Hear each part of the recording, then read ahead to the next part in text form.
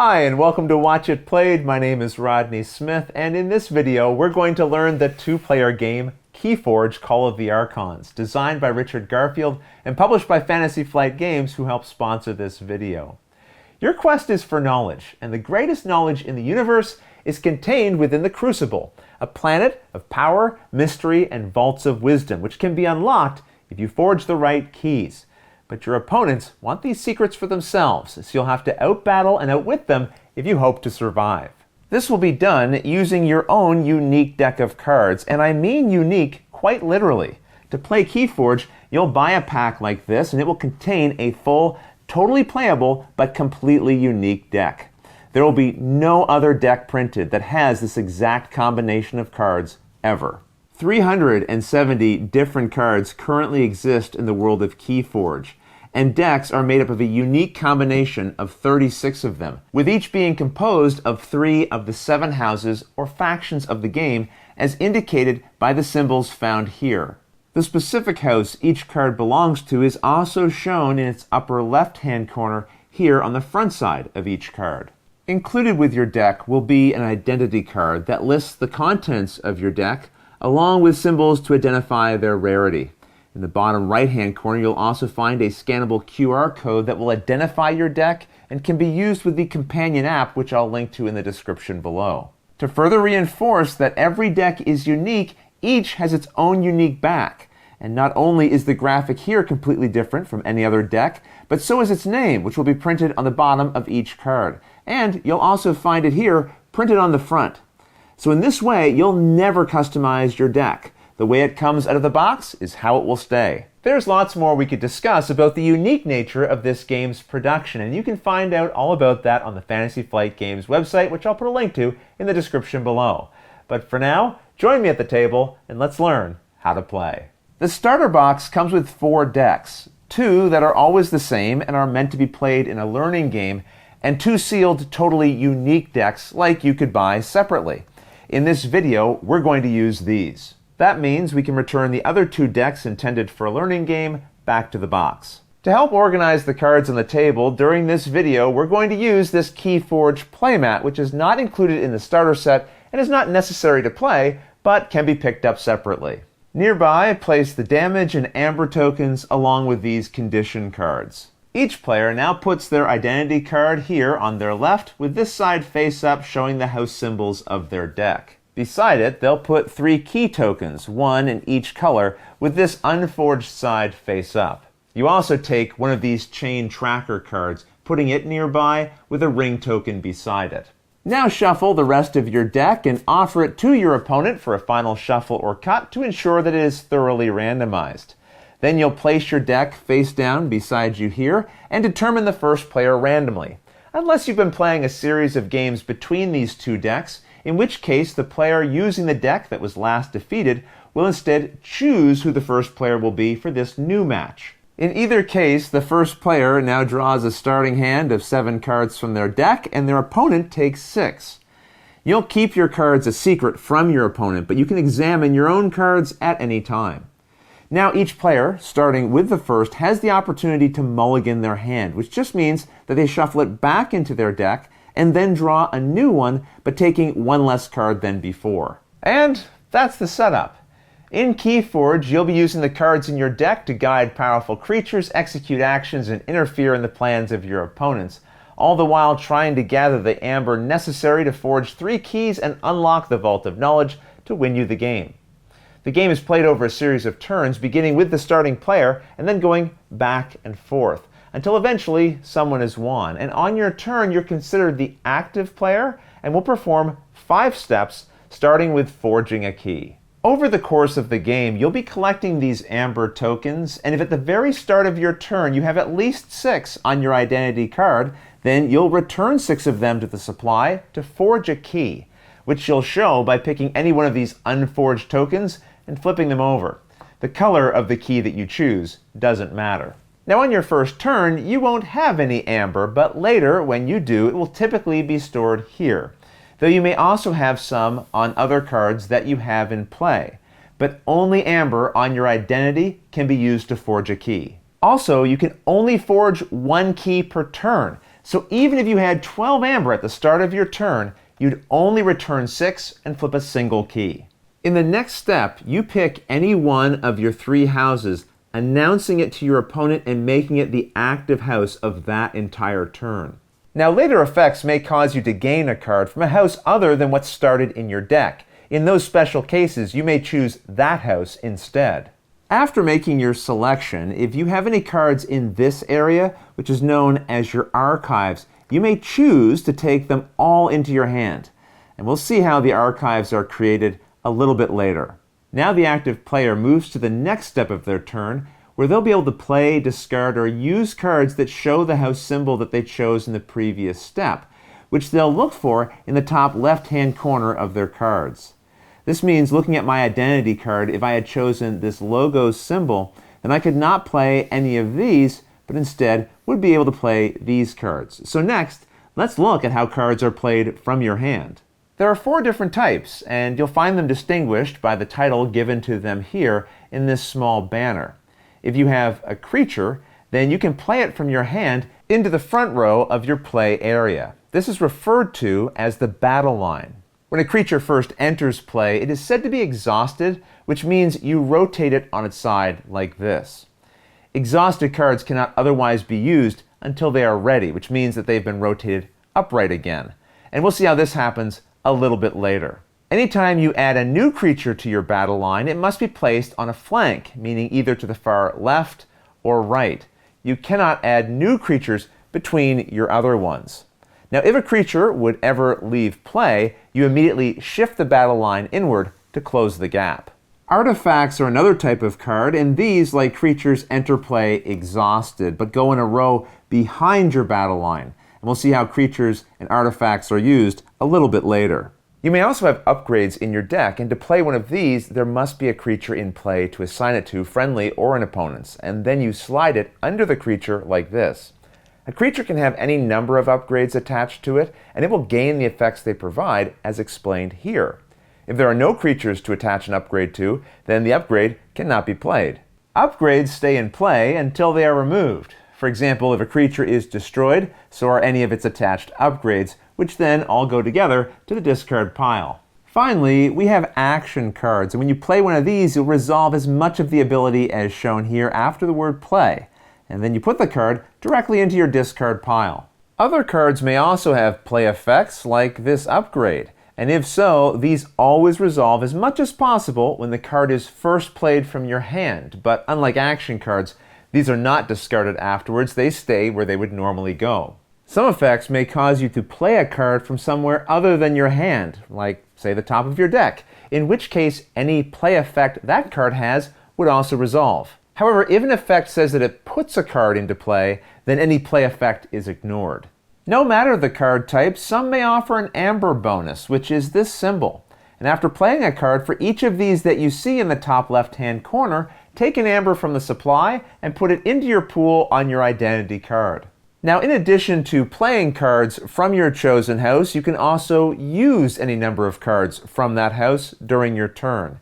To illustrate this, let's pretend we're a little further into the game, and these are the cards that we have in play, and once again, we chose logos as our active house. To use a card, it must be ready, that is, upright, and from the active house that you chose at the start of your turn.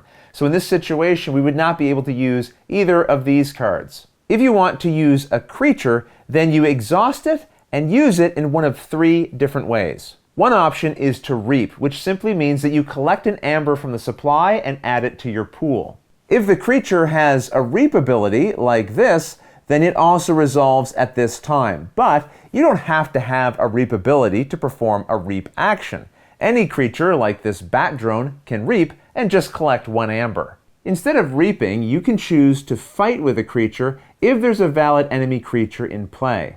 Just pick your target, and then both creatures deal damage to each other simultaneously equal to their power, which is the value shown inside of this red diamond. Now, power can be modified by other effects like upgrades, so keep that in mind. In this case, the creature here is dealing 2 damage while the other is dealing 1 back. And you show this by placing damage tokens on the affected creatures. Now some creatures may have armor, and that will be indicated by a value inside of this shield symbol here, while a line like this means they don't have armor. Here's an example of a creature with armor, but what's important to understand is that armor blocks that amount of damage each turn, not each attack, and we'll get into what that specifically means in just a moment. But here, if this creature was attacked by one that had 5 power, it would block 2 of that incoming damage and only take 3 damage. And the creature here, of course, would take a total of 4 damage. Now what's important to understand is that your armor value gets used up during each attack. To help illustrate this, let's switch up to a different example. Here, the creature with 2 armor is being attacked by a creature which deals 1 damage. That's fully absorbed by this armor, meaning it will take no damage and hit back simultaneously for 4. But what you need to realize is that this creature only has 1 armor left because 1 point of it was used up by the damage value here. If this creature is attacked again later that turn, it will only have 1 armor left to block this incoming damage of 2, which means that it will take 1 point of damage. And for the rest of this turn, its armor is considered 0 for any future attacks. At the start of a new turn, all armor is considered restored. Going back to our original example, after an attack, if a creature now has damage on it equal to or greater than its total power value, it is destroyed and placed in its owner's discard pile. If a creature is not destroyed, it keeps the damage tokens on it. However, its total power when attacking is not affected by any damage it has. In other words, this creature still does 2 damage when it attacks, but if it receives at least 1 more damage itself, it will be defeated. Assuming the active player's creature is not defeated after it initiates a fight, then if it has a fight ability, as this one does, it resolves now. Also, like reaping, a creature can still be used to fight even if it doesn't have a fight ability. This is simply a bonus effect that happens if that creature fights.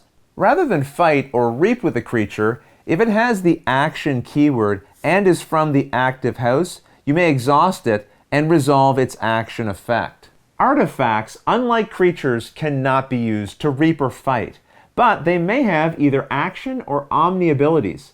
To use an action ability, the card must be from the active house for that turn, while an omni ability can be used even if the card is not from the active house. Just remember, to initially play the card in front of me, I would have needed to have declared this house at the start of my turn. The requirements for using an omni ability are different than the requirements for playing the card itself. In either case, when using an artifact, you exhaust it and then resolve its ability. Now, some artifacts may require you to sacrifice them when using their ability. It is still exhausted first, but then after resolving its ability, you place it face up into your discard pile. When resolving abilities, whether reap, fight, action, or otherwise, you complete as much of the ability as possible and ignore the rest. Now in this video, we're not going to go over all of the possible effects that you might encounter on all 370 cards in this set. However, there is a rules document online with an excellent glossary, and I'll put a link to that in the description below, and you can use that to look up certain rule effects as you encounter them. But there are a few that I would like to go over here. I mentioned earlier that you have an area for face-down archives here, and through certain abilities like this one, you may be able to add cards to it. In this case, from the top of the deck. But if an effect doesn't specify where the card should come from, then it must come from your hand.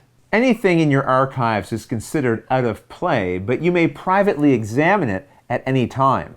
Remember, during step 2 of your turn, after selecting your active house, you may choose to collect your archive, adding it to your hand. This may provide you with more than the usual number of cards you would have, which could set you up to execute a really big turn. Some abilities allow you to capture amber, which means you take it from an opponent's pool and place it on a creature controlled by the capturing player. Any amber you have on your own creatures may not be spent, but this prevents your opponent from spending it as well. If a creature holding amber later leaves play, then the amber is placed back in the opponent's pool. Some abilities will allow you to steal amber, in which case it is removed from an opponent's amber pool and added to the player's pool who is doing the stealing. In the event that you're instructed to steal more than what an opponent has, just take what is there. You are said to control all of the cards that began the game in your deck, but some effects will let you take control of another player's cards bringing them to your side of the table. If it's a creature, be sure to add it to one of your flanks as usual. And if a card that changed control later leaves play, it moves to its original owner's appropriate out-of-play pile. For example, if this was destroyed, it would go to this player's discard.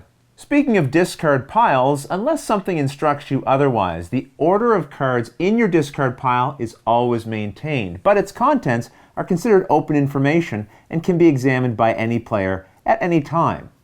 Now, some effects may require you to sacrifice a card, meaning it is discarded from play. This is the same as the card being destroyed. So if it has a destroyed keyword effect, this would be resolved now. Other effects may cause you to purge a card, in which case you will place the purged card under that player's identity card, where it is considered completely out of the game and will not be interacted with in any way. Sometimes an ability targets the most or least powerful creatures in play. If there are multiple creatures that would qualify, all of them are considered targeted by the effect. But if the effect requires choosing a single creature when several are tied, then the active player makes the choice. Some effects might let you search for a card, say in your deck, and if so, you may look through it entirely without showing it to your opponent. You may even choose to fail to find what you were looking for, even if it's there, but in either case, you then reshuffle your deck. If you were searching in your discard pile, remember, it's kept in the order it was in before the search. Sometimes an ability allows you to play or use another card. If so, unless otherwise stated, you can choose a card that isn't from the currently active house. Let's say this turn I had activated House Diz. This action says I can use a friendly creature. So I could pick this Logos creature if I wanted and then perhaps fight with it. Some abilities don't have a boldface keyword, in which case it is known as a constant ability and is always considered active even if the card itself is exhausted. Applying these effects does not require you to use the card, so resolving them doesn't exhaust the card either. Now, some abilities will reference other words known as traits, which are the capitalized words you'll find at the top of some creature text boxes like this. The Titan Mechanic, for example, is a cyborg scientist. If an effect targeted scientists, then the Titan Mechanic would be affected. If an effect stuns one of your creatures, place one of these status cards on it, and while stunned, the creature loses any reap, fight, or action abilities, though constant abilities like this skirmish one, or any that do not require it to reap, fight, or be used, are still considered active. While stunned, if the creature is attacked, it will still deal its damage back to the attacking creature, and stunned creatures cannot be stunned further by other effects.